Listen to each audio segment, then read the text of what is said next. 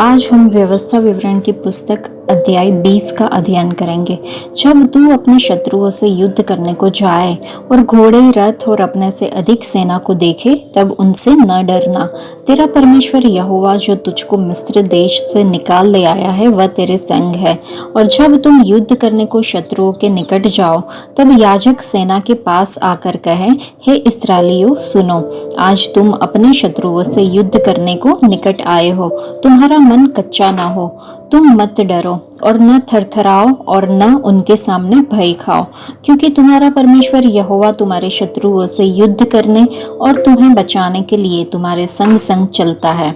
फिर सरदार सिपाहियों से यह कहे, तुम में से कौन है जिसने नया घर बनाया हो और उसका समर्पण न किया हो, तो वह अपने घर को लौट जाए। कहीं ऐसा न हो कि वह युद्ध में मर जाए और दूसरा मनुष्य उसका समर्पण करे। और कौन है जिसने दाख की बारी लगाई हो परंतु उसके फल न खाए हो, वह भी अपने घर को लौट जाए।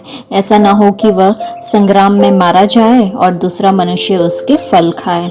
फिर कौन है जिसने किसी स्त्री से विवाह की बात लगाई हो परंतु उसको विवाह करके न लाया हो, वह भी अपने घर को लौट जाए। ऐसा न हो कि वह युद्ध में मारे जाए और दूसरा मनुष्य उससे विवाह कर ले।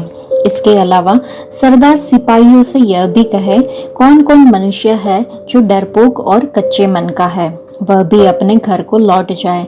ऐसा न हो कि उसकी देखा देखी उसके भाइयों का भी हियाव टूट जाए। और जब प्रधान सिपाहियों से यह कह चुके, तब उन सब प्रधानता करने के लिए सेनापतियों को नियुक्त करे।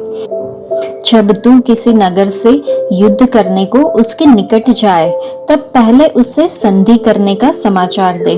और यदि वह संधि करना स्वीकार करे और तेरे लिए अपने फाटक खोल दे, तब जितने उसमें हो वे सब तेरे अधीन होकर तेरे लिए बेगार करने वाले ठहरे। परंतु यदि वे तुझसे संधि न करे परंतु तुझसे लड़ना चाहे, तो तू उस नगर को घेर लेना। और जब तेरा परमेश्वर यहोवा उसे तेरे हाथ में सौंप दे, तब उसमें के सब पुरुषों को तलवार से मार डालना। परंतु स्त्रियां और बाल बच्चे और पशु आदि जितनी लूट उस नगर में हो, उसे अपने लिए रख लेना। और तेरे शत्रुओं की लूट जो तेरा परमेश्वर यहोवा तुझे दे, उसे काम में लाना। इस प्रकार उन नगरों से करना जो तुझसे बहुत दूर है और जो यहाँ की जातियों के नगर नहीं है, परंतु जो नगर इन लोगों के हैं जिनका अधिकारी तेरा परमेश्वर यहोवा तुझको ठहराने पर है, उनमें से किसी प्राणी को जीवित न रख छोड़ना, परंतु उनका अवश्य सत्यानाश करना, अर्थात हित्तियों, एमोरियों, कनानियों, परिज्जियों, हिब्बियों और यबूसियों को, जैसे कि तेरे परमेश्वर यहोवा ने तुझे आज्ञा दी है। ऐसा न हो कि जितने घिनौने काम वे अपने देवताओं की सेवा में करते आए हैं, वैसा ही करना तुम्हें भी सिखाए और तुम अपने परमेश्वर यहोवा के विरुद्ध पाप करने लगो। जब तू युद्ध करते हुए किसी नगर को जीतने के लिए उसे बहुत दिनों तक घेरे रहे, तब उसके वृक्षों पर कुल्हाड़ी चलाकर उन्हें नष्ट न करना, क्योंकि उनके फल तेरे खाने के काम आएंगे, इसलिए उन्हें न काटना। क्या मैदान के वृक्ष भी मनुष्य है कि तू उनको भी घेर रखे? परंतु जिन वृक्षों के विषय में तू यह जान ले कि इनके फल खाने के नहीं है, तो उनको काट कर नष्ट करना और उस नगर के विरुद्ध उस समय तक घेराबंदी किए रहना, जब तक वह तेरे वश में न आ जाए। इस अध्याय को पढ़ने के बाद हम समझ सकते हैं कि दुश्मनों के खिलाफ लड़ाई किस तरह से लड़नी होगी। इस दुनिया में युद्ध है जो हम लड़ते हैं, हमें लड़ना है। हमारे दिलों में युद्ध का जहर है। हमारे शब्द बिना म्यान की तलवारों की तरह है। वह मेरे हाथों को लड़ना सिखाता है, इसलिए मेरे हाथ पीतल का धनुष झुकाते हैं। भजन संहिता में लिखा है, यहोवा एक योद्धा है, वह सेनाओं का प्रभु है, वे युद्ध में वीर और पराक्रमी है। इस दुनिया में हमें अधिकारियों के खिलाफ, इस अंधेरी दुनिया के शासकों के खिलाफ, दुष्टता की आध्यात्मिक ताकतों के खिलाफ लड़ना है। हमें पाप के विरुद्ध लड़ना होगा। इसलिए हमें बुराई के दिनों का सामना करने और स्वर्गीय आशीष प्राप्त करने के लिए परमेश्वर के सभी कवच पहनने होंगे। यहाँ पर मूसा कह रहा था, आज तू अपने शत्रुओं से लड़ने को आया है, इसलिए जब तुम घोड़ों, रथों और बड़ी सेनाओं को अपने विरुद्ध आते देखो, तो निराश न होना और न ही उनसे डरना। याजक आगे जाएगा और लोगों से कहेगा कि यहोवा परमेश्वर तुम्हारे शत्रुओं से लड़ने और तुम्हें बचाने के लिए तुम्हारे साथ जाएगा। आज हमें भी अपने मुंह से अपना विश्वास कबूल करना चाहिए। विश्वास की यह स्वीकारोक्ति हमें साहस देगी और हमारे डर को दूर करेगी। हम अपने मन को उन दुष्ट शत्रुओं से व्याकुल न होने दें जो हमारे विरुद्ध उठते हैं। यहोवा मेरी ओर है, मैं परदेशी नहीं हूँ, मनुष्य मेरा क्या कर सकता है। जब हम डरते हैं तो हम दाऊद की तरह कहे कि मैं तुझ पर भरोसा रखूंगा, मैं उसके वचन की प्रशंसा करूंगा। कि सिद्ध प्रेम भय को दूर कर देता है। आइए हम प्रभु यीशु और उसकी प्रतिज्ञाओं से अधिकाधिक प्रेम करें ताकि हमारा डर हमसे दूर हो जाए। परमेश्वर ने हमें भय की नहीं परंतु सामर्थ, प्रेम और संयम की आत्मा दी है। जब कोई शत्रु जल प्रलय की तरह आता है तब परमेश्वर यहोवा की सांस उसे घुड़केगी और उसके विरुद्ध झंडा खड़ा करेगी। आइए हम अपने दिलासा देने वाले पवित्र आत्मा को धन्यवाद दें। यहाँ जब लड़ाई शुरू होती है तो याजक आगे आकर लोगों से बात करते हैं और उनका हौसला बढ़ाते हैं।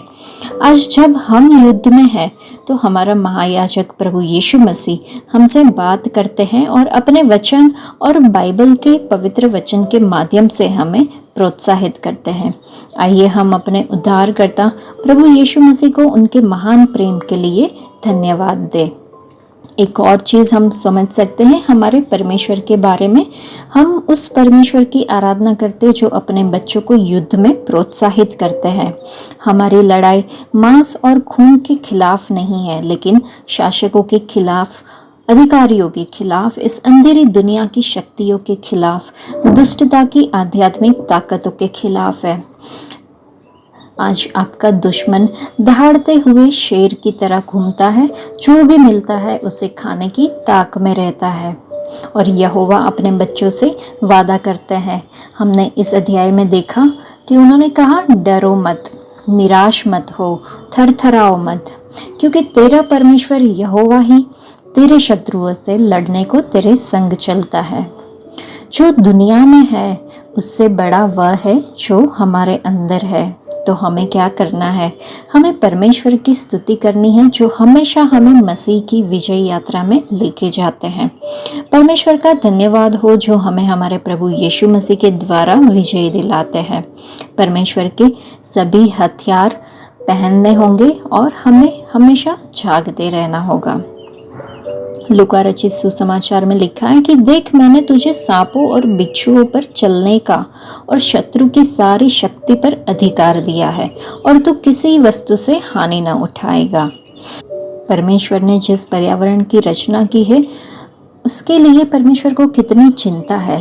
प्राचीन दुनिया की सेनाएं मोर्चा बनाने और लंबी घेराबंदी के लिए हथियार बनाने के लिए पेड़ों को काट देती थी, परंतु इस्राएल को नगर को घेरने के लिए फलदार वृक्ष का उपयोग नहीं करना था, ताकि वे उस भूमि का फल खा सके जो परमेश्वर ने उन्हें दी है। तो जो प्राकृतिक पर्यावरण की परवाह किए बिना युद्ध नहीं लड़ा जाना चाहिए। इससे हमें पता चलता है कि अपनी बनाई हुई सृष्टि के लिए परमेश्वर को कितना चिंता है। आज हम अपने शत्रुओं, मनुष्यों और शैतान के साथ युद्ध से थक गए हैं और भयभीत है। हमारा परमेश्वर युद्ध में पराक्रमी है। वे धनुष को तोड़ डालेंगे और भाले को 2 टुकड़े कर देंगे और रथों को आग में जला देंगे। वे झगड़े बंद करा देंगे। परमेश्वर पिता और पुत्र और पवित्र आत्मा हमारे लिए लड़ेंगे। वे हमें युद्ध में लड़ने के लिए प्रशिक्षित करेंगे। वह यहोवा निस्सी है, वह हमें हमारी लड़ाइयों के बीच आराम देते हैं। इतना ही नहीं बल्कि वे हमें स्वर्ग के राज्य, शाश्वत विश्राम की भूमि में लेके जाएंगे। आज के लिए इतना ही। परमेश्वर आप सबको आशीष दे। धन्यवाद।